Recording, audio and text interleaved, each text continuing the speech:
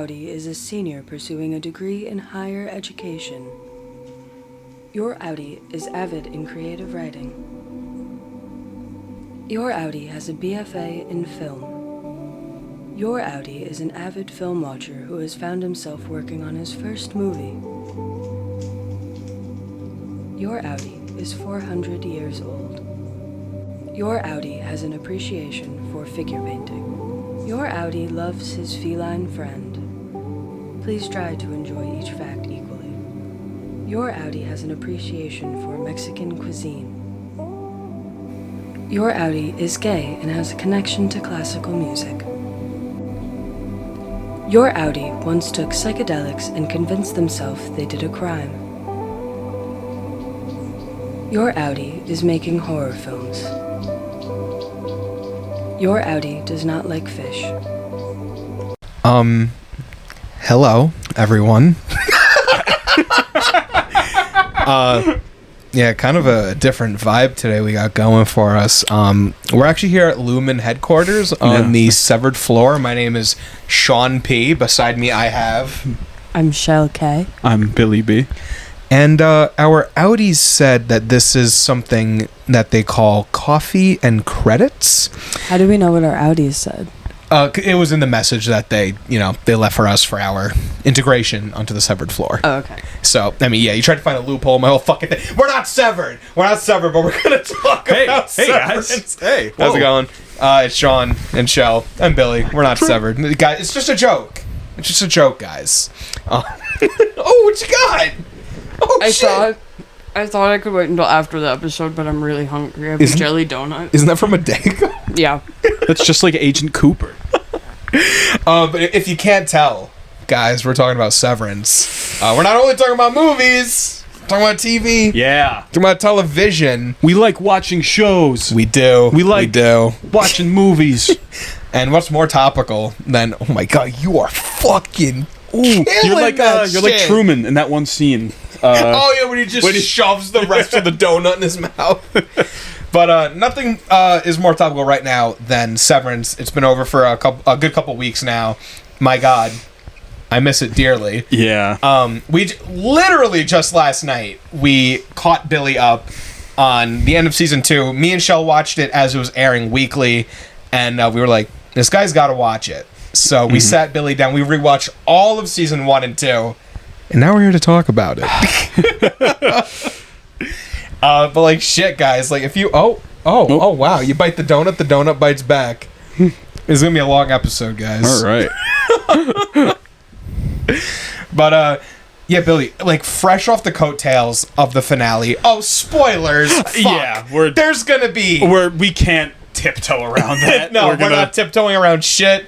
If you have not seen all of Severance season 1 and 2, do yourself a favor and go do it. Yeah, if you've only seen part of it, if you've seen none of it, fuck, watch it. That's what I'm saying. You gotta tap in now. Initial thoughts, fresh off the coattails, literally last night of watching the finale. We gotta get that Milchick redemption arc, dude. We gotta get shit started now. Season 3, baby. I could feel it. Yeah, I could feel it. I didn't realize that in that one scene, I was kind of smacked last night, but there was a scene where Milchick kind of cried a little bit. He was teared up, I think, after, I think it was Mark put him in his place, or who... He got put in his place by someone. I think, yeah. Was it Helly? It was when... Wait. It was when he was... No. It wasn't in the last episode. It was in the 9th episode. Yeah. It was when Mark called him... about work and life balance. Yeah. And Milchick started crying. That's right. Yeah, I do remember that. Okay. I want to circle back to this later. Because, we got right into the specifics, but fuck! Oh my god, let's start with season 1 of the show. Yeah. Because, what better place to start? Yeah. And, holy shit, what a way of, getting people hooked on the show. Because what other show does things like Severance does? Yeah. It is so one of a kind. Not really anything else I can think of, that I can even use as, a reference point. And it's, it's perfect, I think, for this, we're going to use some smart words here, but in this world that we're currently living in, post-fucking capitalism, everything, It's the show's a brilliant critique of capitalism and the horrors that it has on the psyche, and that is why I love it so much. And the first season does not pull any fucking punches. They get into it right away. And it's so cool. It is so cool. Yeah.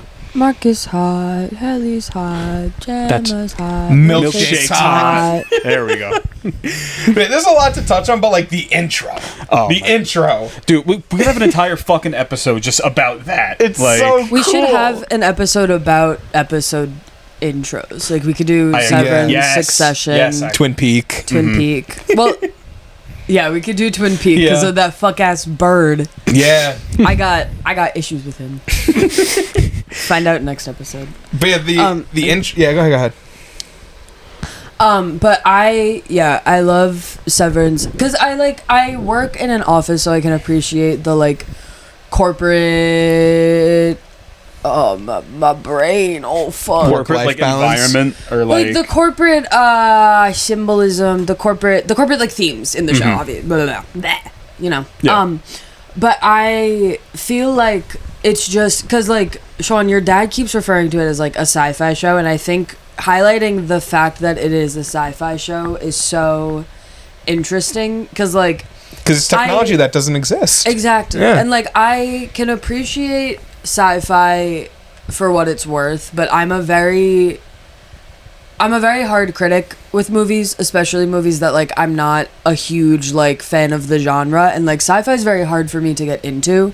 But they take it beyond sci-fi into a place that is more like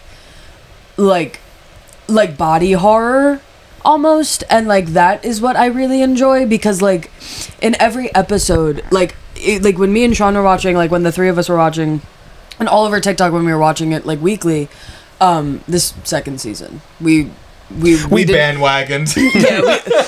When that scene of him running came out and everyone was like, fuck, I gotta watch Severance, we were part of that. We were on the bandwagon. Sorry, we didn't watch 3 years ago. Fake fans, I guess. Gatekeepers. Who am I mad at? No one. It's like all the time. I love gatekeeping though. Anyways, but trying to get back on my train of thought. Hold on. Sci-fi, body horror. Oh, every episode, every single person in the world who was watching it had the question in the forefront of their minds of, would you sever yourself? Or what would you do in this situation? Especially at the end of season 2. Spoilers! Yeah, one final spoiler. Considering what we're about to talk about. If you haven't watched it, stop watching. If you don't care, keep watching. Yeah. We love you anyway. That's true. Leave a like and comment, though. We kind of need it. Yeah. No, we don't need it because like we're so cool and self-assured. But like, if you want to leave it for us, like the people at church that come around with that stupid fucking hat on a stick. Give me money. Yeah. So the donations basket. I didn't know Borat went to your church. Give me money. Give me money at the church. Getting back on the train. Yeah. Fuck. What was the train? If you would sever yourself. Yeah. End of season 2, episode 10. Yeah. Me. Oh yes. Even in that last episode, like my favorite thing is like, cause really I'm just a girl at heart. I'm non-binary. I don't have to keep validating this. But like the whole question was like, would like asking your partner like, if you were in Mark's place, would you choose me or would you choose Helly? And like it's such an arbitrary question because, and like of course I asked Sean it obviously. But the discussion, but he wasn't like, yeah, I did. Yeah, I would. Yeah, of course. But he wasn't like, yeah, I would choose. Like we had like this discussion of like it's an arbitrary question because it wouldn't be me. Yeah. Any Mark was in love with Helly. Gemma knew that the Mark she was talking to was severed, and like we're jumping around. Did she? Well, yes. Because here's my point. Because Gemma understands Severance. She literally went from that bottom floor kicking up Drummond's dead little feet to outside that door. She can and she also was severed time and 26 times, right? I have a pen for whenever. Like, but does she know that Mark is severed? Yes, because I think because Gemma is she's been proven to be very smart and very aware of what is happening to her on the floor she's on. Like that, because she's not on the severed floor, but she's on the floor where she's severed a billion times. Yeah. I think she can conceptualize, like, if she knows, like, I'm thinking about it in, like, child development terms and, like, very simple, like, dog training kind of terms. Like, if she goes inside a room, doesn't remember it, and comes outside that same room, I think she can conceptualize going up the elevator. So, therefore, entering the room, Miss Casey down the hallway, going through that door, I think she can understand, like, okay, fuck, like, this isn't the Mark that I know, because this is my biggest point, like, and I thought of this on rewatch. The way she was talking and begging Mark to come outside was not the way you would be begging your husband of 4 years who you just found for the first time to, like, come back. Like, she was begging him like a dog, almost. She was saying, like, come on, Mark, come on, we have to go home, come on. And it wasn't like, Mark, please, I need you, like, this is the time we can be together, we finally fucking found each other, hello, knock some sense into you. I guess it does sound like she's talking to an innie. Yeah. Yeah, and it's the same, like, argument of, like, was Helly at the end of that, was Helly Helena or Helly, which I want to organize this. That'll be our next topic, I think, because that's also a very, like, but I think Gemma did understand that it was Mark, at least maybe not like severed Mark S, but like I think she could understand that it was not the Mark that she knew and that like she like wanted back, because she like could understand like she went from elevator to outside very quick, but also like just the fact of like back to like the like arbitrary question, like would you still love me if I was a worm? Would you choose me or Helly if you were Marquez? Like I would. There's three arguments that I want to talk about on the Severance episode, but for this one, like I just feel like Gemma has every right to be upset, obviously, but I think she can also understand that it wasn't Mark, and I think I guess this is my prediction, but I think she can like go home, figure it the fuck out, and eventually at some point Mark is going to have to leave that floor because his chip is only for that floor, and yeah, there's a ton of rooms. But my prediction for like the first episode of season 3 is Mark and Helly in the same font of like Mark running through the floors season 2 episode opening. I feel like it's going to be Mark and Helly running through the floors, running into different rooms, trying to figure out where they can like stay hidden. In the same, again, yeah, in the same, I can font. like envision that in my head right now. Like I can see them running through all They got to different... start every season with a running sequence. Yeah. They know they do. But like then it also brings up the point of like, was that Helly or was it Helena? And at the We'll end get of to the that episode, later. I fucking hate that conversation. why? But I think before we keep talking about specifics, I want to touch on like the broad aspects of the show instead of just diving right into specific stuff. But I love my specifics. we're gonna fucking get to that. The first season, I love how like effortlessly they build this world. Yeah. Like it's so impressive that like they leave all these little hints around and how like it all culminates so perfectly by that 9th episode of season 1. It's just like all the little things they were so flawless, like Irving's relationship with Bert, and like Helly being the entire driving force of that first season. Because like you think about it, I was talking about this with Chelle the other day. It's like the events of Severance weren't going to happen if Helly wasn't there. Like Helly is the reason everything happens in the first season, because like Mark, Irving, and Dylan are more or less complacent and content with where they were at before Helly came If Helly around. never showed up, they just would have done their work until Literally. until And it's like she was the main focal point of that first season, and I think that was such an incredible choice because like Mark is our main character, but Helly is the driving force for the show, and that is a dynamic that I really want more shows to touch on. Yeah. You could kind of argue that Succession does that, but we'll be talking about Succession like months from now on this show. When Billy finishes. Yeah. When Billy finishes. But like,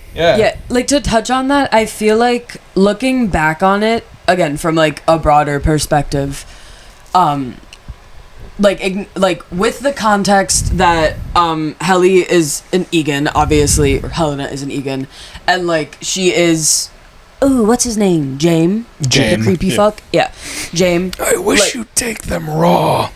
Gross. Oh, I hate his gross. Fuck! The way he says fuck in that finale. But Jamie Egan, if you're watching this, fuck you. We don't want you on the show. We will never have you on. Get but Mr. if you're the Milchick actor, off my ass. you were really If you're good. the actor will have you on. You're cool. How you doing? But He brings us eggs. All right.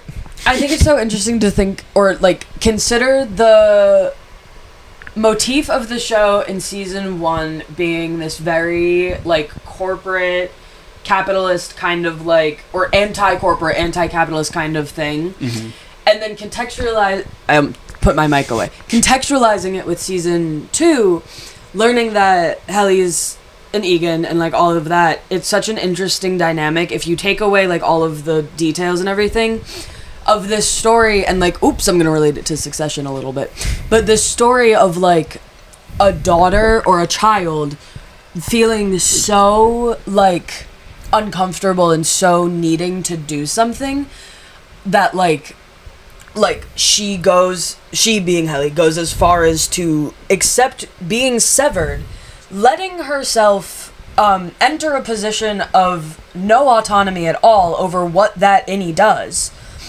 And, like, it almost feels like Helena is very fully aware that she just wants to fuck her father over. And, like, that is some evidence for my point of that Helly was Helena in the last episode. But, like, certain little details of, like, even Helena, which I know was the reason she went back up as Helena, but, like, her looking at the footage of Helly and Mark kissing and stuff. And, like, I feel like, again, kind of relating it to Succession in the position of, like, thinking about Shiv as the only daughter There will not be spoilers here. No, yeah. I figured. I figured you wouldn't. Thinking of Shiv as the sole daughter of someone so business-minded, so convinced that he is changing the world for something good, is so powerful.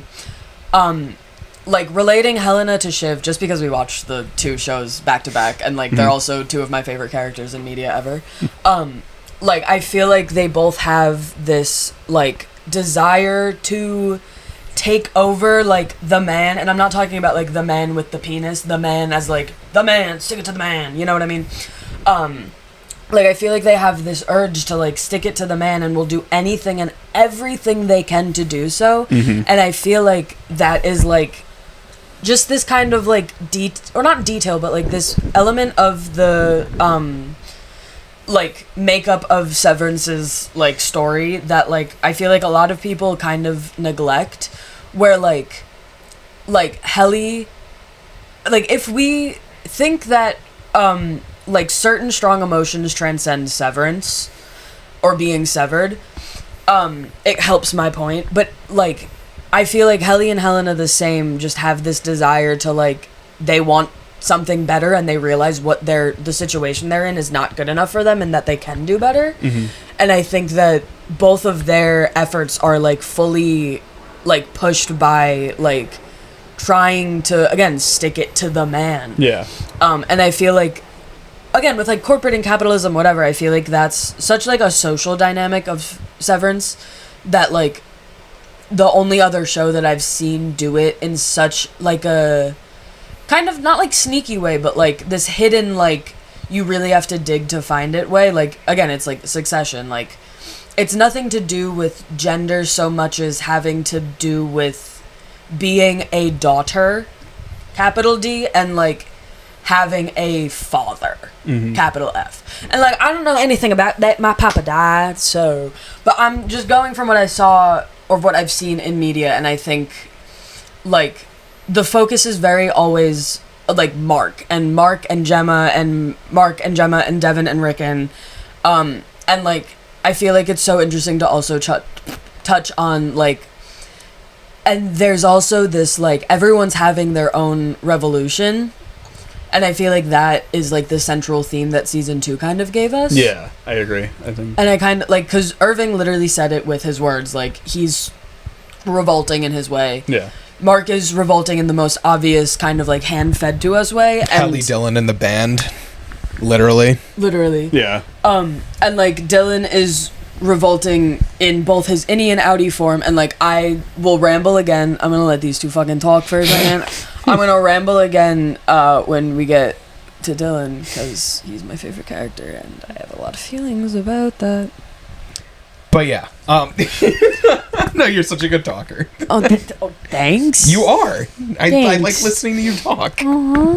Thanks. Yeah, fuck, man. It's like how does the show make you feel? Because you work the most like office 9 to 5 kind of job. I work a 9 to 5. I work pretty much. I'm the closest to fucking Lumen that like any of us are in this room. I mean, yeah, like it's exactly what you were saying about like the whole like corporate like atmosphere, like that, like those sort of themes. Like it's all like they hit the nail on the head. Like it's all fucking like the ideas of that are very like. Plus I think they do them well. You literally go into work and your name is William. Yeah, that's You pretty much fucking sever yourself. that's true. Yeah, It's so cool, and like I really like looking at Severance under I cannot believe I'm about to like do this. I need to send this next part to Professor Powers at my school. Shout outs. Published author, public professor, so I'm gonna name drop him. I'm gonna talk about him, what I've learned from him. shouts out as always. It's fucking goated. I'm gonna send this next clip to him. But I love analyzing not Succession. Severance under the lens of Marxist theory. And before you guys in the comments are like, hey, how come you're talking about Marx? It has nothing to do with communism. Marxist theory is literally just how is the worker and the working class represented in this piece of literature or media. And Severance, they hit it right on the fucking head immediately. Like, you know exactly what they're going for. I think in the first episode they bring up the work-life balance. Yeah, they do. Which, that is such poison. That is poison, and I hate it. Like, I'm very lucky. I'm very privileged that I don't have, like, a 9-to-5. I do my own thing, and I'm, like, afloat and, like, whatever. Like, I'm all good. Well, like, you don't work in an office. I don't. And, like the fact of the matter is that I have a very good job and I love my job and I'm very privileged that I have my job. But in terms of like the workforce, the 9 to 5 workforce, the idea of the work-life balance is complete bullshit, because you spend 40 hours a week doing something that like likely you don't fucking love it. You bring home the bacon. Yeah. That is like why you are doing it. And then you have Saturdays and Sundays. What the fuck? That's not balance. That isn't balance. Yeah. And it's because of unions and workers and like worker strikes that we have weekends and holidays. Like, these things didn't exist until unions and workers. And when you look at Severance, like I said, they hit it right on the fucking head immediately by critiquing the work-life balance and literally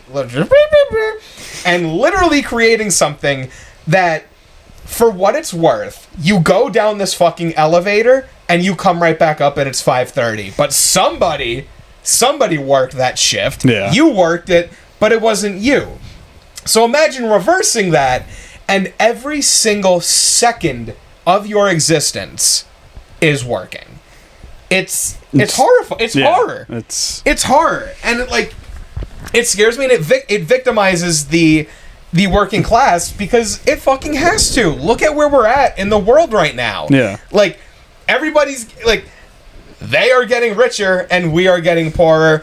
And I love the way that the show defends the working class, and it is kind of showing us in that last season, like, hey guys, this should be a class war. This should be a class war. No more fucking culture war.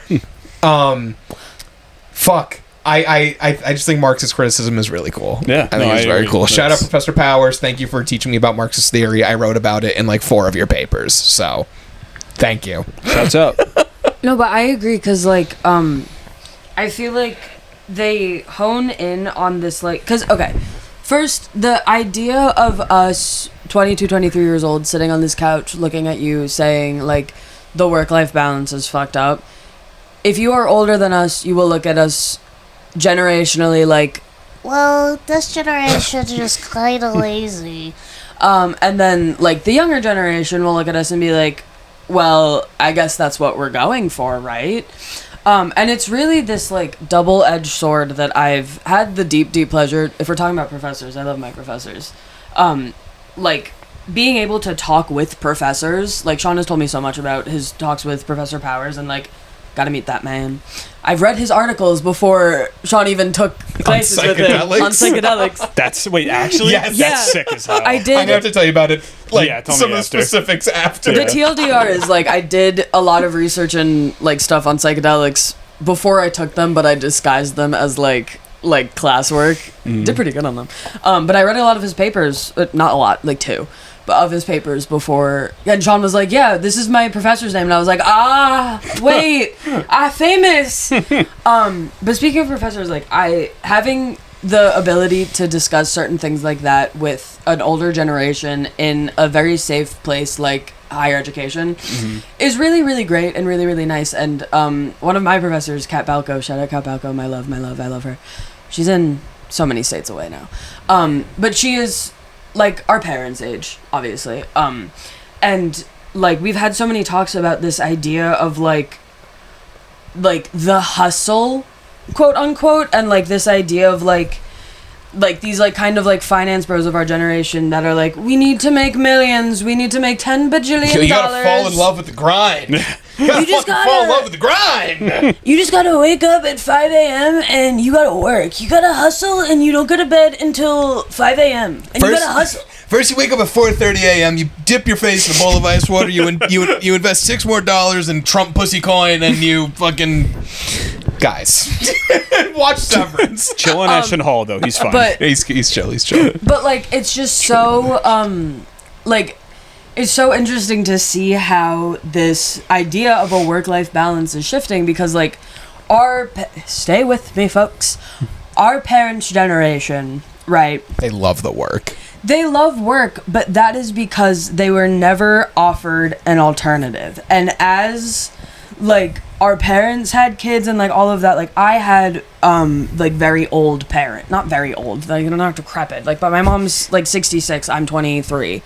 But she always had this idea of, like, you have to work, you have to have a full-time job, or you don't deserve anything. And I feel like that is generationally a very big thing of, like, if you don't work, if you don't, for lack of a better term, this is another Succession reference, but, like, sell your soul, like, you don't deserve to have a successful and happy life. And a lot of a lot of people that I know and, like, my friends, like, especially in school, had the same idea of, like, and, like, I went to art school, we all had this idea of, like, fuck, we're not gonna get a job, and we don't deserve to then thrive in life because we're just gonna be this starving artist stereotype. And then as we go into the workforce, we've been bogged down by, like, our parents enforcing the hustle on us, or, like, even just the older generation thinking that we need to be working as hard as they are, with the fact that fucking COVID and everything else that, like the social awkwardness of, like, coming out of that and, like, growing up in that. And, like, no one, like, everyone older than us says no one wants to work anymore. No one's hiring. We are all dead. Like, we're all... Everything's getting more expensive and none of our wages are going up. Yeah. Literally. And it's gotten, like, babe, when did we start Severance? Like, for the very first time? Like, months ago. Say January? Like, end of January? Yeah. Like, my answer, like, then was, aside from, like, my life that I currently have, like, thinking of just, like, work, my answer then was, like, no, I wouldn't sever myself. But now, I'm so tired from my job. I'm so tired from life. Fuck. I might sever myself. And, like, it's just, like, I kind of understand, like, this kind of, like, obviously I understand, like, the Marxist point of view of it, of, like,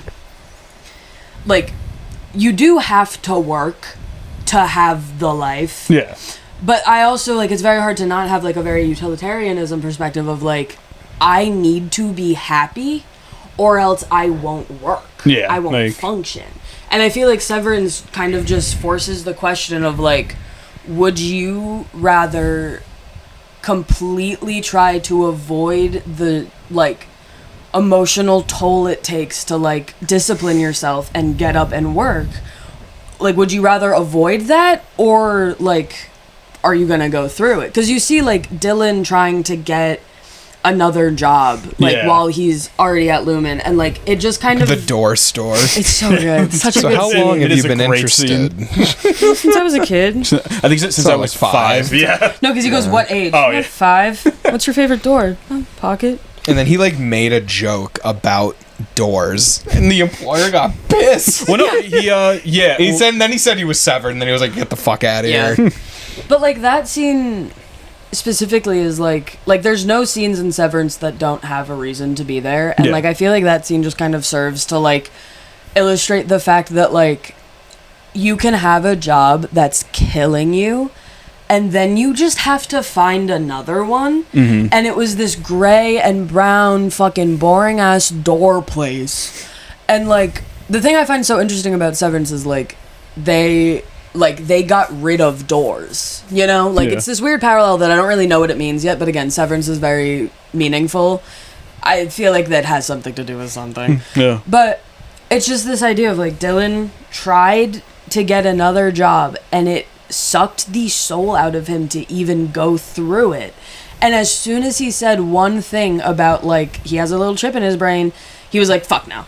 And I think like, call me insane for making this parallel, but I think that that's just kind of like a nod to like, you can get a job interview, you can be going so well, but as soon as they find one itty bitty thing wrong, fuck now. Yeah, like I'm convinced I didn't get a job at a flower shop because I was like, I don't have my own reliable transportation, I can't afford a car. And they never called me back, they completely ignored me. And it's so hard to get a job when you have one itty bitty thing wrong. Yeah. True. And Severance just kind of like super highlights that, because even when Mark like was trying to reintegrate, he couldn't even work his job. You know what I mean? Like any Mark didn't even get time to be alive. So I just think like Severance just does such a complexly excellent job at just like being like so meta, because like also if you want to work on a show like Severance, you have to sell your fucking soul, and you're gonna have to sever yourself, essentially, for lack of a better phrasing, because the world of production fucking sucks and it's cutthroat and they want you to die. Like coming from someone who studied production, if you get into production, they want you to die. And like it's just such a complicated thing, because I'm like, because I think you were saying, babe, the other day that like you're almost jealous of Severance sometimes, because like how did they do something so like that? You know what I mean? I get that. And I feel like that's just a testament to like how complex they bring up certain issues. And like I also feel jealous at times, because then I'm like, I know I can make that, but no one's gonna then produce it. You know what I mean? Yeah. It's just so crazy that the idea for Severance and everything that happens in Severance is really simple. Main character, grief-stricken. If he can take away 8 hours of 5 days of his week, he's gonna do it. Dylan feels like a loser. If he can take out 8 hours of 5 days of his week, he's gonna do it. These are all intrinsically very simple ideas, but the means of which that they execute them is so multi-layered and fucking fascinating. But I want to ask like what your guys' favorite episodes are, like specifically. If you don't remember like the exact number, then you're just like the whatever. Mine, or actually, were you gonna? No, go ahead. Okay, mine was season 2. Because I'm between 2 right now, but I'm gonna say right now that it's episode 7 of season 2 was my favorite. Yeah, it's so like, good. I mean, you Wasn't guys it know filmed which at 2 is. Hofstra? Yeah, parts of it were actually filmed at Nassau. Really? Yeah, I think in the library. Huh? Yeah, when Mark and Jem were that was Nassau. Wow. Shout out. Yes, shouts out as always to Nassau. But yeah, that was because I mean, obviously I liked seeing like what Mark and Gemma were up to before like everything with Lumen or whatever. Like I like seeing that obviously, and But it wasn't even before Lumen. but like you know what I mean before all of it happened. And the way that episode is shot is so fucking I'm beautiful. Blanking on the man. director's name, but As far as I know, she like that was her first time directing a major episode last night. Yeah, which is Let's- like yeah. Can you get a fact check on that? before I say that more. is true. I just want to find her name. That the episode cinematographer. is so fascinating because like you see like the compilation of Mark and Gemma like being happy, and it is so like the film grain, the warmth, the saturation. It was shot. Fucking gorgeous, and it perfectly encapsulates how happy they were before Lumen completely fucked them over. And I can't wait to like. I feel like season 3 will give us an episode of why and how they did that. Why was Gemma chosen? Which I have a theory about that I came up with last night because I was stoned, but I'll put a pin in it for now. But yeah, episode 7 of season 2 is fucking fascinating. My favorite is still Woe's Hollow, episode 4. Fucking incredible from start to finish. I remember watching it weekly, and it starting with just Irving in the middle of this icy fucking like snowy lake. What is this show even about, bro? Because episode 3, they didn't fucking lead into that at all. Like it was something that just happened. It was so cool. And I was like thinking recently, I was like, okay, what the fuck did the Audis like sign up for? Were they aware of exactly what was good, like what was up with like this forest and everything? And what happened after the Glasgow block got let down? Like, what about the other innies? Did they get turned into their Audis? That episode made me think a little bit too much. But the fact that Helly was secretly Helena the entire time is very gut-wrenching. Yeah, that was... It's kind of fucking insane. And a point that I had that I was talking about with Chelle the other day is that I almost have a problem with it because, like I was saying at the beginning of the episode, Helly was the driving force of season 1. Yeah. So you inadvertently remove her from the first 4 episodes, and then from 5 to 10 she isn't given a lot. And it's like because she's so good at being like the centralizing figure of the show. And it's just a little sad that she didn't get to like be that again, but I think we're heading for that again, which is really cool given how season 2 ends. Which that's a conversation in and of itself. Are you guys frustrated? Are you guys happy? What the fuck are you thinking? Especially you, because you just watched it. Yeah, you can't start. I gotta think about it for a second. You can't, because like you can't start with me. Initially, I was very frustrated. Because I was like, fuck. Took like 19 episodes for us to get Gemma out of this building. Like, the viewer in me was like, finish line, here we go, oh, we're right there, ah, you fucking bitch. Yeah, the 1 yard line. You fucker. But then I realized thematically, it makes perfect sense. Yeah. He was never going to leave the building. He was so obviously sold on the fact that Audi Mark maybe, like, wasn't fully lying to him, but he definitely didn't think he was going to exist. The conversation still, like, put him off, like he was not going to... So I can't blame any Mark at all for making that choice, and it's beautiful seeing 2 innies make a decision fully for themselves, and I do not think it was Helena at the end whatsoever. I think it was just as much Helly as like any Helly. Helly made her decision the same way Mark made her decision. If Mark was going to run away with Helly wasn't going to be like, no, Mark, go for your Audi. Yeah. No, they want to live. They want to live together. So of course they're going to fucking choose each other, and it's beautiful because it feels like the first time in the entire show that they had a choice. Yeah, and they fucking did it, and they did it for themselves, and I love it. And the only thing that I'll see eye to eye on with people who are like, oh, it was Helena at the end, the look that she gave Gemma as they were turning the curve of the hallway. It looked a little malicious at first. I was like, why does she have that look in her eyes? And then I realized it's just pity. It's just pity. There's nothing more to it. I don't think it was evil at all. I don't think it was antagonistic. She felt bad for her. That's what I think that look was for. If you go back and watch it, you'll know what I'm talking about. Yeah. But I'm very happy with the ending, and I'm very excited for the next season. And who knows if there's going to be more Severance after that? Who the fuck? We could very well be 30 years old watching Severance still. I don't know. I feel because I do agree with what you say. I feel like I don't know where you go after like a third. What do you do? Yeah. What do you do? Yeah. So I don't think we even said your favorite episode. I think we moved. For Gore. I've got skipped over. Go back. But I was gonna say, from minutes ago, the creators Dan Erickson and the cinematographers Jessica Lee Gange. It's a French last name. I don't know how to pronounce it. Jessica Lee, if you're watching this, because we know you're watching, we know you're a fan of the show. Shouts out. We'd love to have you on. But my favorite episode is season 2, episode 9. Simply because it was just like, it made me cry the whole time. It was just this emotional, like emotional throw up the entire time. Yeah, they really fucking just hit you with like out of fucking nowhere.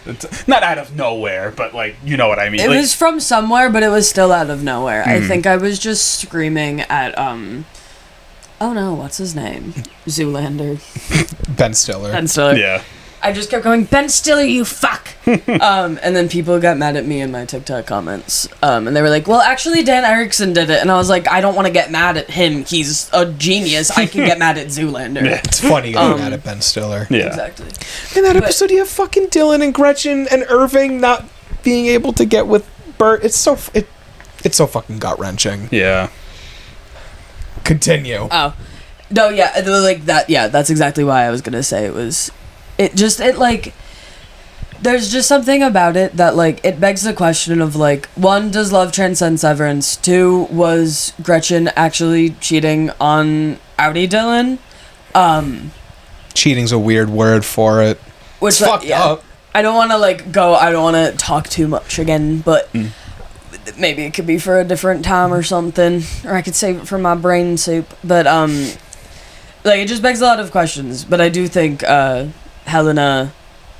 I think it was Helly in the beginning of the episode, and then when she went back down and up the elevator after James Egan, like her dad was like in the weird doorway scene. Because I think, correct me if I'm wrong, chat, but I think Helly went back down the elevator and then went back up, and then after Mark came up, she came up and like hugged him. I think that's how it went. Yes, it was how it went. I'm correct.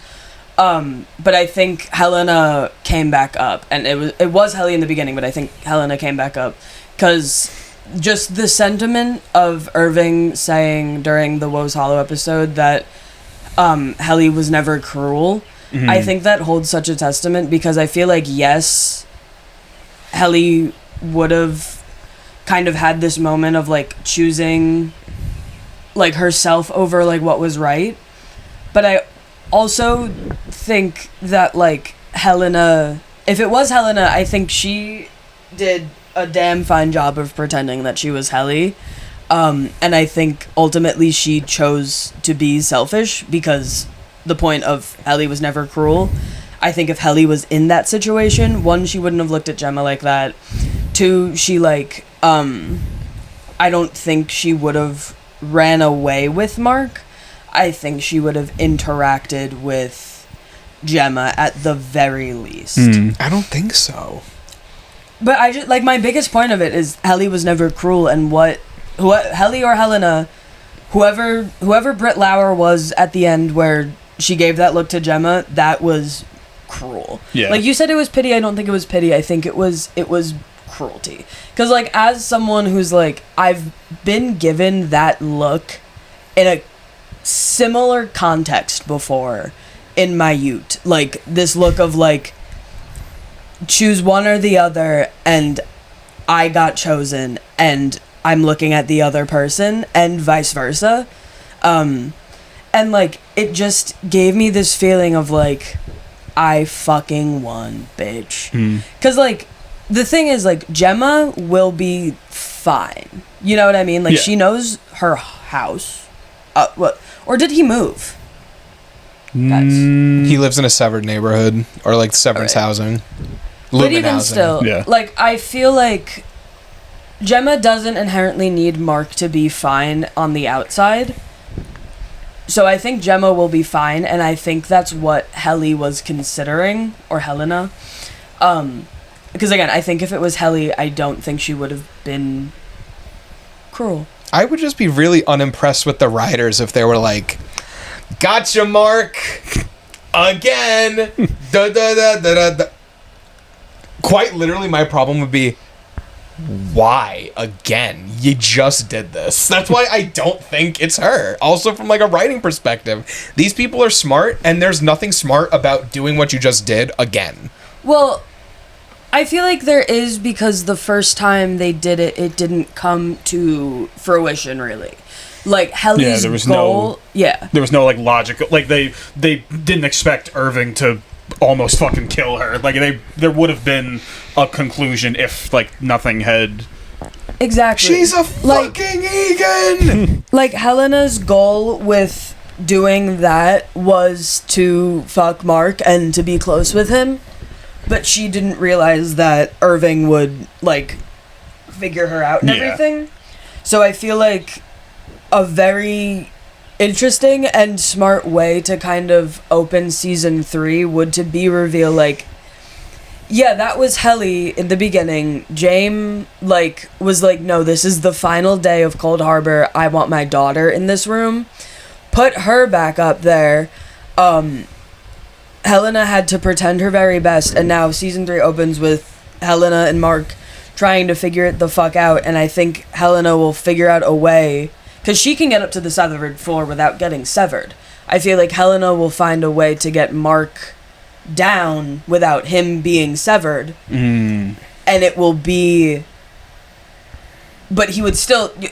You know what I mean? Like, he would sever on the way down, but she can get him up normal Mark. Yeah. I get what you mean. You know what I mean? So I think she's gonna try to convince... I don't know. My favorite argument, though, is the like Dylan Gretchen thing, but again, I don't want to keep rambling. We love Severance here. Yeah, it's Mr. Milkshake. How have we not mentioned him yet? Well, we brought him up quickly in the beginning. A little bit. He's like, what a fucking goat, dude. Yeah, like Tremel Tillman. Yes, I got that. I gotta right. follow him on Instagram now because I was scared for spoilers. I hope he does not get typecast. He's in the new Mission Impossible, and he looks like Mr. Milkchick. He sounds like Mr. Milkchick, and Milkchick. My God, Tremel Tillman. Like in season 1, there wasn't that much of a reason to like him until he was silly for the dance party. Yeah. But after that, like as the show progresses, and you see like you kind of get little like sprinkles of context as to why he is the way he is. And I'm going to navigate this next part very, very gently because I am white, but Mr. Milchick is a very strong like character of like how horrifying it is to not be white in a white dominated workforce. Like the way they virtue signaled to him with like the reimagined canon of Keir Egan and all the Egans being black, like that's completely fucking insane. Yeah, that's that. Like, there's no justifying that. It was either Miss Huang or the assistant girl that he was talking to about like Natalie? You're right, it was Natalie. Like how did you feel when they gave you non-answer your version? Yeah, just didn't even fucking answer. I also think that is like strong evidence that he's gonna have a redemption arc. Like that's like I feel it. I can fucking feel him, it. Talking to fucking what's his name, Mr. Drummond. Yeah, with that scene that they have together. Yes. Oh my God. Oh, the way he stood up for himself. Yeah.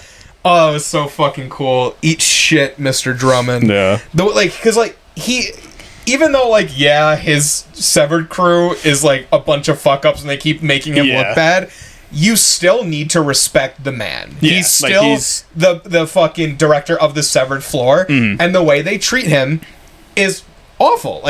Granted, he's not a great guy. No, but he's within his rights to demand respect. Yeah. And that scene, devour feculence. Mr. Milchick is my favorite character. He pretty much became it overnight. Mine was my favorite was Irving, and he's right there. He's number 2. He's a solid fucking spark plug number 2. I love Irving. But Mr. Milchick, man, and his ass is so fat. Shout out Tramel Dude. Tillman if you're watching Tramel Tillman, this. if you're watching, because we know you're watching, know Yeah. you're a fan of the show. We'll fly you out. We'll pay for all the He does not need us for all the paper travel. shit. We would love to have you on. But he's great. He's great. Do we have any least favorite characters?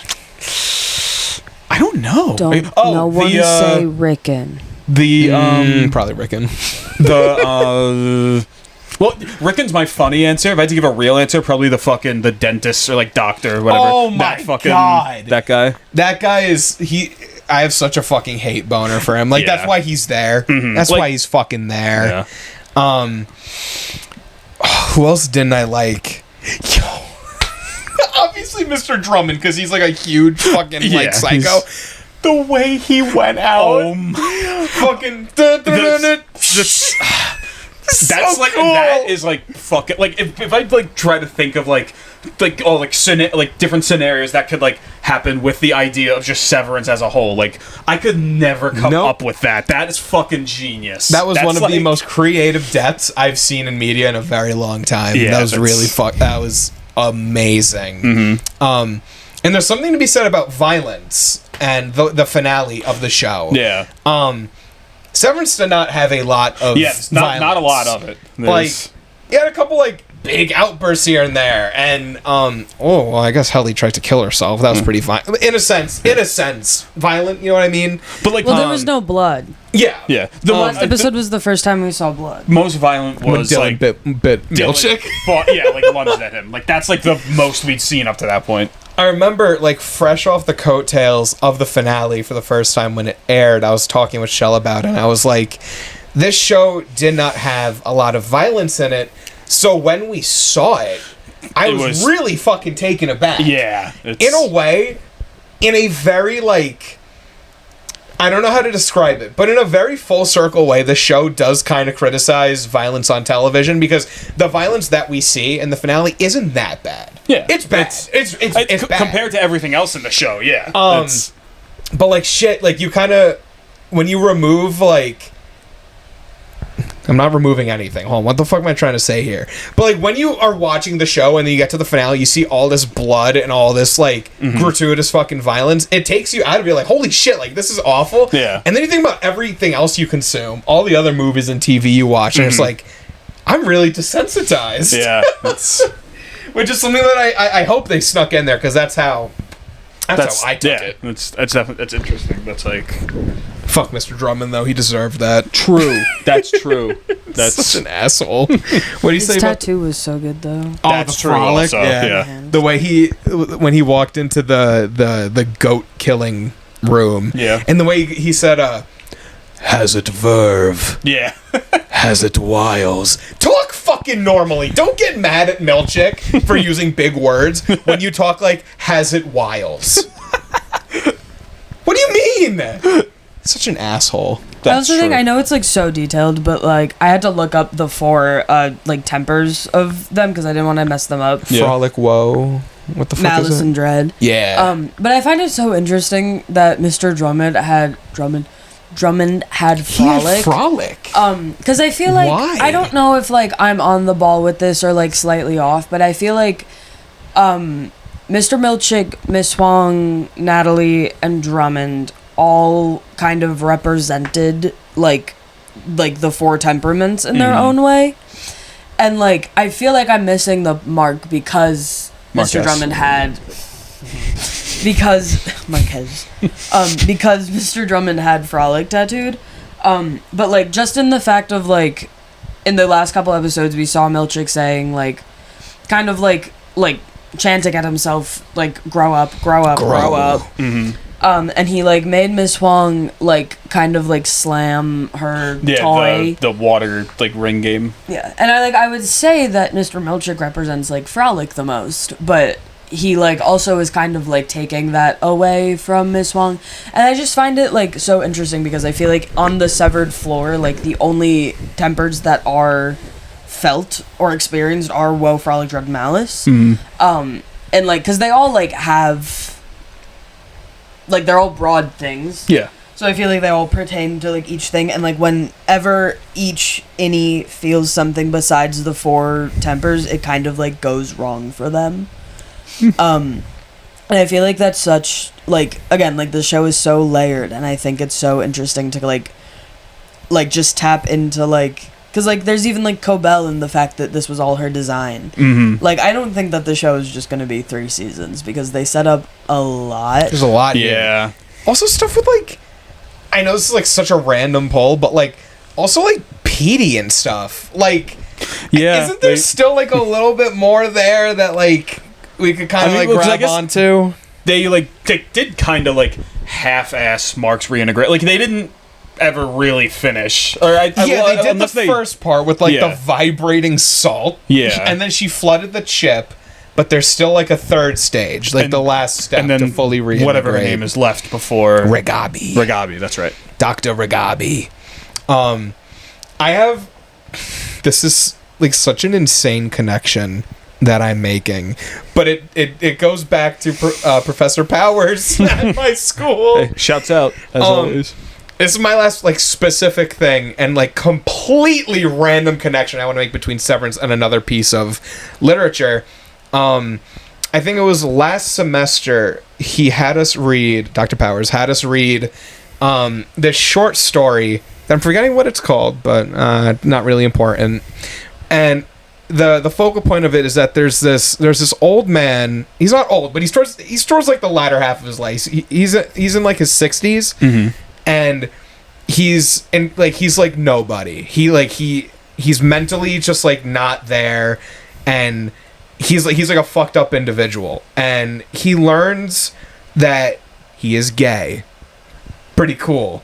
And he learns that he like literally learns that he's gay, and he has sex with his coworker. And by the end of the story, he like once he comes, he kind of like all those decades of life that he missed out on manifest, and he can only like his last thing in this short story is he's trying to speak, but it only comes out as growls.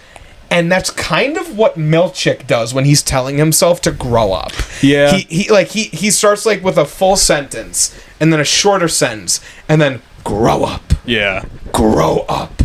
Grow. Even when he's even like in the finale when he's like trying to get them to let him out, like he's like running, like kicking the door or whatever, and then like he's fully like moving back and jump and like elbow or shouldering the door or whatever. It's this like animalistic like and the way he like jumps up on the fucking thing like, after. He fucking like it's so fucking cool, but it like Milchick and this guy from the short story I read are the same guy.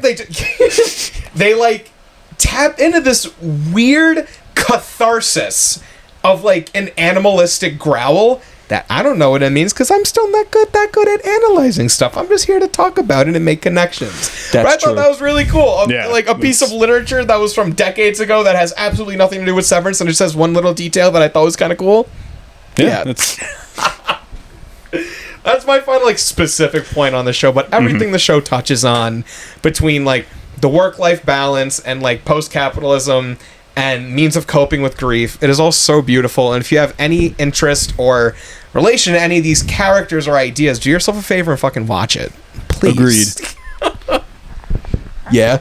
Well, yeah. Again, I don't want to keep rambling. I don't know how long we've been going.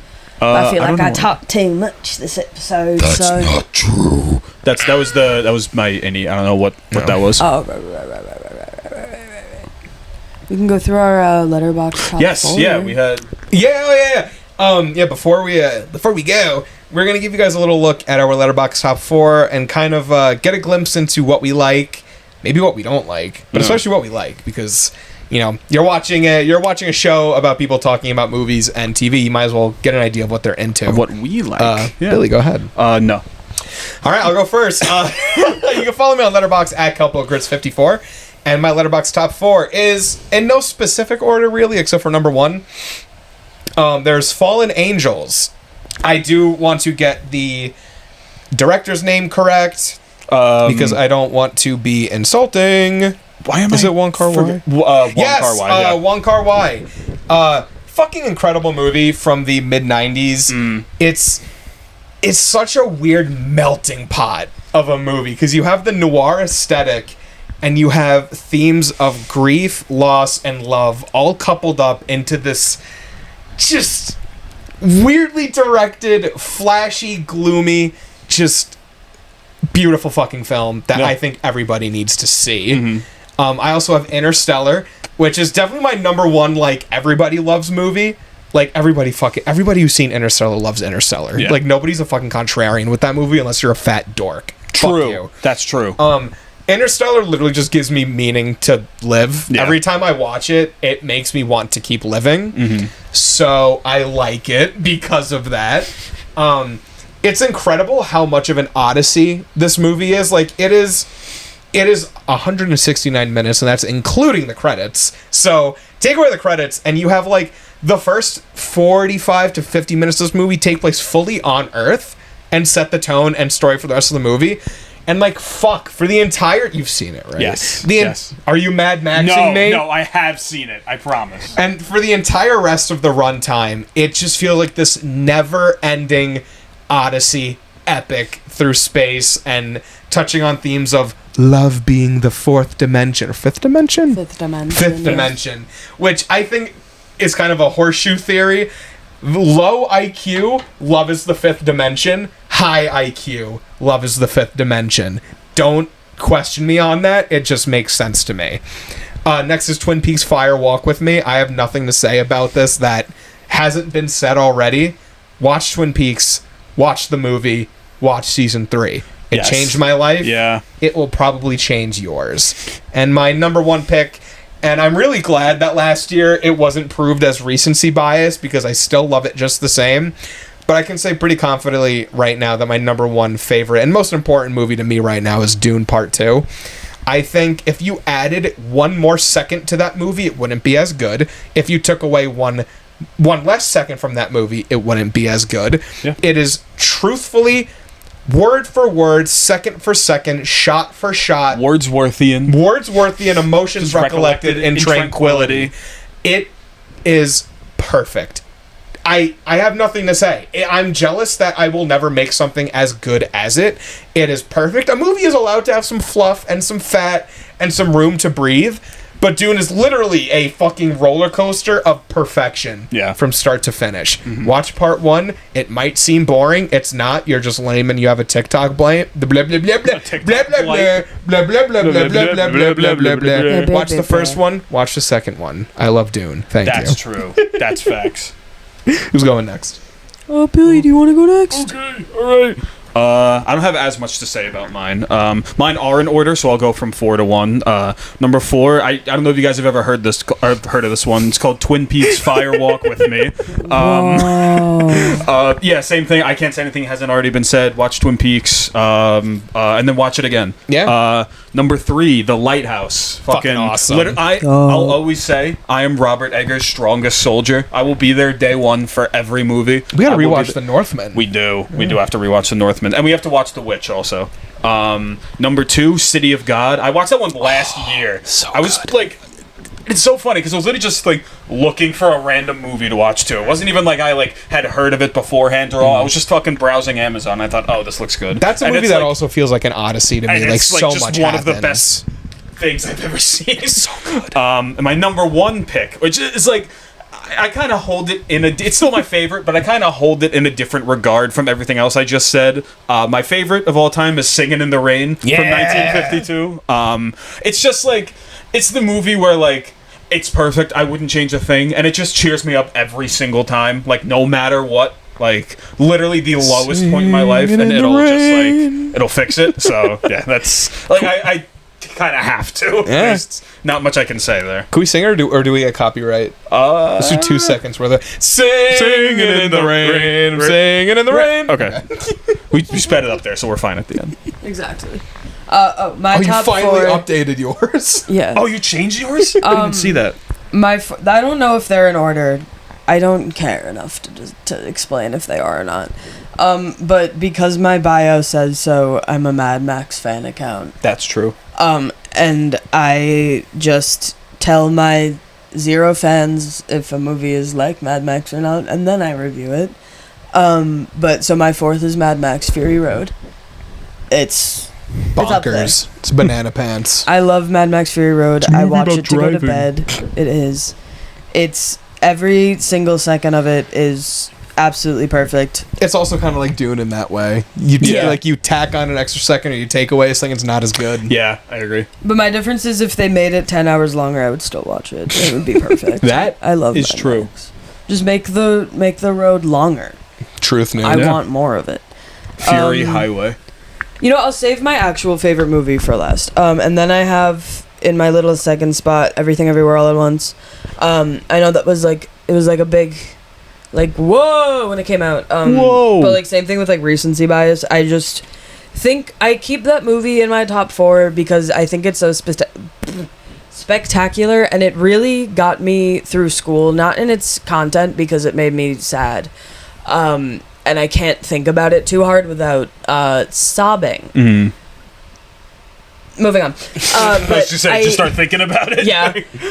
But I keep it in my top 4, and I think about it often because it really got me through school because it was edited fully on Premiere Pro. Wait, actually? Yeah. That's sick as hell. We use that. We use that. Type shit. And when I was going through school, I majored in integrated media arts. So I used Premiere Pro multiple hours all the time every day for 4 years. And it just gave me the like of like fuck, I gotta keep going. I gotta keep going. If they can make shit like this on this, I could keep doing the damn fucking thing. And in a similar vein of like deeply inspired me, it's a short film. It's 20 minutes. Asparagus by Suzanne Pitt. Or is it Susan Pitt? I think it's Suzanne. I don't care. Well, it says Susan, but other places say Suzanne. I don't know.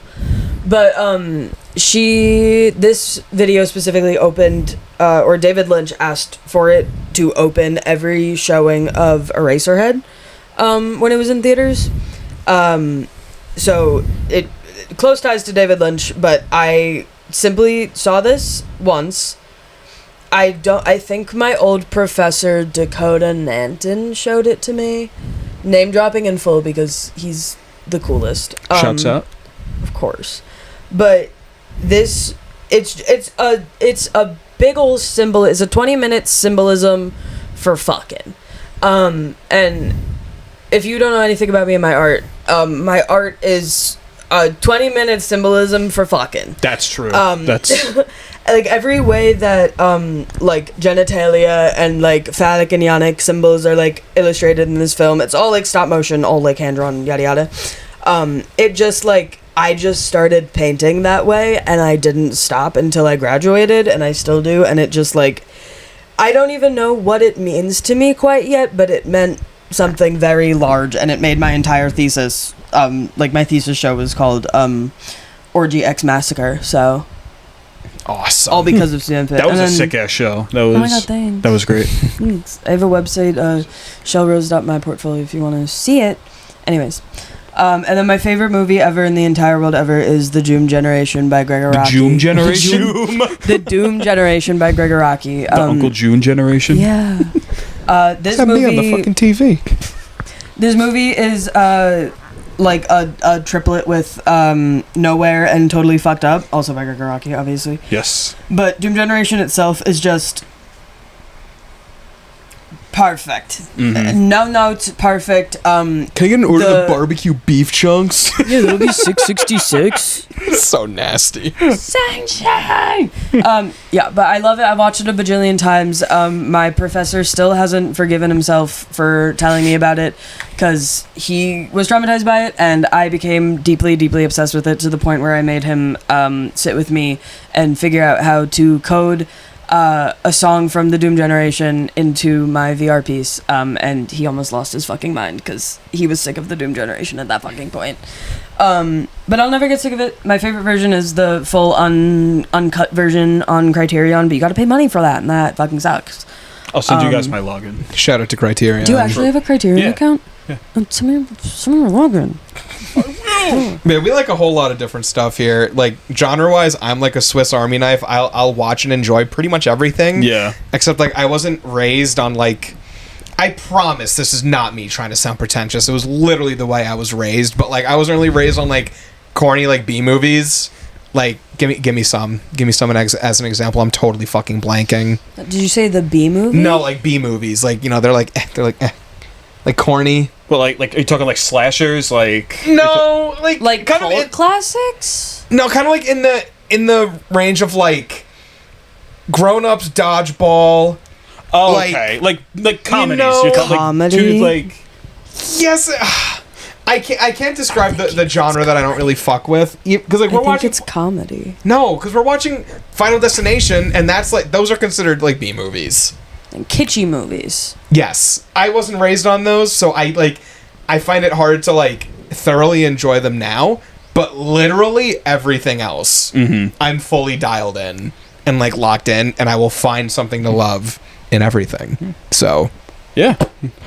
Yeah, there's a big thing of like, cause like I grew up on like obviously I went to art school. I wanted to be an artist forever. But like there's like I was raised on like artistic media, yada yada. But like I was also raised on like Final Destination and like Halloween Town were my like two favorites as a wee. I watched that back in October. It was pretty good. I love Halloween Town. Freaked me the fuck out. Traumatized me as a child. When Marnie has to save her mom and her grandma and they're like frozen. Scariest thing type ever. shit.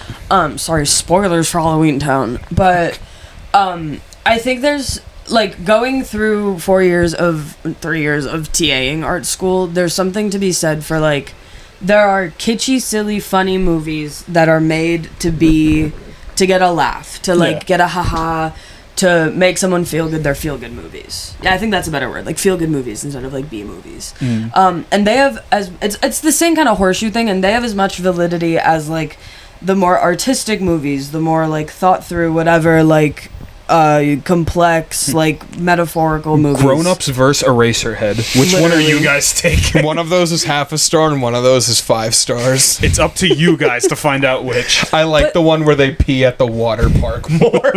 But it's literally like Oh, Eraserhead. yeah, exactly. It's literally like Grown Ups and Eraserhead in my brain going through 4 years of boot camp art school. Like in my mind they have the same validity. Like in my mind they're both 5 stars. Well, let me not use Grown Ups because that's not my favorite one, but like let's use The Waterboy Adam Sandler. Let's use The Waterboy Adam Sandler and Uncut Gems Adam Sandler. Those two movies are both 5 equal stars to me because one, like the definition of art is if it makes someone feel something. Yeah. And Waterboy Adam Sandler makes me feel all the emotions. I loved Waterboy, definitely more than Happy Gilmore. I love Happy Gilmore. Don't talk to me about Happy Gilmore. No, I liked Happy Gilmore, but Waterboy was fucking amazing. But like even all of them, like they hold such a special place in my heart. Maybe because I grew up with them, but because they are made to feel good. They're made to make you feel warm. The message getting across is usually something surface level that you can learn in an elementary school. Don't judge someone by the way they look or sound. Exactly. And like I feel like that has the same validity as like Uncut Gems, this like heavily produced, like highly edited, like absolute master fucking piece. Because they both make people feel extreme ways. Whereas like I can't really think, like literally I always quote Billy's Letterboxd bio of like I'd rather like a movie than not. Yeah. But like I can't even think of any movies, like a lot of action movies will like fall flat for me where like they don't make me feel something. I just think that they're cool, good job. Yeah. Like you jumped over a car, nice. Sick. Yeah, I like couldn't that do car that. flew. Okay, you ran fast. But like that's where Mad Max differs for me, where it's like it made me feel something so deep in my soul with the color grading and like so inspired of like they took something actiony and obviously very campy from the 80s, whatever, but they took something actiony, made it something more. There was feeling in every second. Yeah. There's the story of like a Morton Joe needs to get his prized birthers back, you know, and like there's the story of like Furiosa needs to find the green place of many mothers. It doesn't exist. And like the emotions, Spoilers. literally, the emotions aren't like, I'm not sobbing. Do I cry during Mad Max? Yes, but I'm not sobbing. But it has the same validity of like something like Twin Peaks Fire Walk with Me. Even. Yeah. But like that's where like I'll see like like, oops, I'm sorry, this is controversial, where, like, Alien, sometimes. I'm like, okay, Alien. The name, I expected what they met my expectations. I saw an alien. There was an alien in that movie, famously. Exactly. And, like, certain sci-fi stuff like that, and, like, oh, to bring it back to Severance, sci-fi, nice. Ooh, nice. Tie back. But, like, normally I wouldn't like a sci-fi show. Like, me and Sean have been talking about the fact that I don't like Star Wars. Sorry, I don't like Star Wars. Yeah. And I'm sitting on the couch with two people that really like Star Wars. And I've watched Star Wars, but, like, it's just the fact of, like, I get it. You know? It's the space and the thing, and they fight, and it's the war, You will and they're in not the take stars. her from me! And, like, unfortunately, I get it. But, like, when I was a kid, I loved Star Trek because there was something more. I fell that's in love what's more with like the Star Wars. characters. Yeah. Everything was more like, you could kind of like second guess everything, but Star Wars is more like good and bad.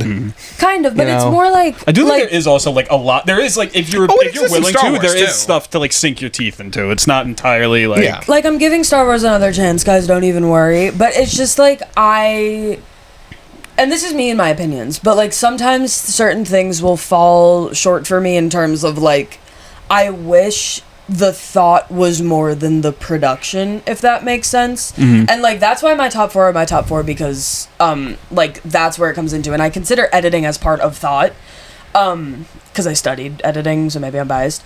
But, like, action movies are at this bottom of the horseshoe where I'm like, they care about the explosions, they care about the... Wah! And, like, Wario. I'll even, like, unfortunately, like, let's take a movie that I really like. Let's put Long Legs with Nicolas Cage in that bottom where, like... Fire-ass movie. Such a great movie, but I feel like the biggest point of it was to be like, fuck! And I didn't... Like, I'm not sitting here thinking, like, Long Legs, wow. But, like, I am sitting here every day thinking Mad Max, wow. Fucking, like... What other movie did Singing in the Rain. Singing in the Rain, wow. But, like, even, like, Planet of the Apes, wow. Like, I fell in love with it. I didn't expect to. I know. Because it's not just, like, an action sci-fi, like, ooh, monkey, la la la. It's and, all like, heart. it's all just, like... It's just... I love a movie that begs a question, and, like, most action movies don't beg a question. Most sci-fi movies don't really beg a question unless it's, like... Do aliens exist? Probably. I don't know. But, like... Hey, Mom, there's something in the back room! Okay. But I don't know what think song that was. Aliens Exist by Blink-182. Thank you. Yeah. But I think there's just something to be said for like Dawn of the Planet of the Apes, or the Planet of the Apes in the whole, begs the question of, do you think you can be friends with the monkeys? And my Hell yeah. letterbox was, I would be friends, I can communicate, I can do it. And that's why I fell in love with the movies, because I was like, You see yourself in I'm it. doing it. And, like, my experience with Star Wars is, like, it doesn't ask me a question. If a big spaceman in a suit that was my father, okay. If I had a big sword of light, and, like, I'm not trying to diminish it, I just literally can't remember plot points. If I had a big light, say, okay. Like, there's nothing I can, like, Star Trek was so almost human, where I'm like, I can be a Star Trek. I can get in, I can be like, I'm Spock's best friend, and I could be in the spaceship. You know, I can see myself in it, I can see myself in Severance, I can see myself in Succession, I can see myself in all of these things. I hope you don't see yourself in Succession. Well, I could see myself in Succession in, like, in like, the analogy I made with, like, Shiv. being a daughter, Yeah. you know? And, like, that feeling of, like, the very feminine daughter feeling of, like, you are expected to be stronger than all of the men around you and the woman that birthed you and everyone else, but also all of the men around you will make you feel like shit all of the time, and the woman who birthed you or the man that helped give birth to you will make you feel like shit all of the time. Fuck off! Fuck off! I could see myself in Succession as, like, in the background, like, maybe, like, a guy, like, getting something out of, like, a hot dog cart. I could, like... I Pretty could much see just Greg. Yeah. I could Yeah, see you- honestly. I could see you accidentally getting slapped in the face by a Tom Momgan. Oh, dude, I wish. You want to go on your government assigned what you like, what you don't like, movie, film, genre tangent? I mean, I'm pretty much the same as you. I'll watch anything. Like, and it's, like, exactly what Chelle said. Like, that's just my entire, like, MO when it comes to, like, movies and rating things, is, like, unless it's, like, offensively bad, like, I'd just rather like it. So I'll usually just, like, focus on what I like and just kind of ignore whatever I didn't. And Yeah. And yeah, maybe it's not like the most succinct way of reviewing stuff, No, it's but based. like It's just whatever. the Like, based enjoyer. I'm fucking literally, yeah, the enjoyer. That's literally me. Like, Billy, have you even rated anything? Like, what's your lowest rated thing on Letterboxd? I believe 4 movies rated Let's see, half and then star. we'll get the fuck out of here. 3. I have 3 rated half star. Hold on. I have to see where you can like pull them all up. 1, 2, 3, 4, Sort by- here, wait. 5, 6. Oh no, guys! I have 3 at no, half guys, star. Seven. I have 3 half stars, and one is one I didn't even watch because one of them's the Minecraft movie. Real. Most of these are things I watched with Eric. Okay, one of them is I have one real movie that I have rated a half 1 star, which is Doom Annihilation. It's just not I don't even want to talk about it. But yeah, one is the Minecraft movie, which I didn't watch, and then the last one is episode of Bardock. Oh my the fucking God. Dragon Ball special. Yeah, that one's pretty ass. My half stars are Minecraft, Dashcam, and Spookly the Square Pumpkin. And then, like, the offensively bad and not good enough to be, like, funny was Tarot with 1 star. Yeah. The Boy and the Heron, didn't like it. 2 stars. Sorry, Ghibli tards. Oh, can't say tard anymore. Venom 3, hilariously mid. Terrifier 2. Red 1.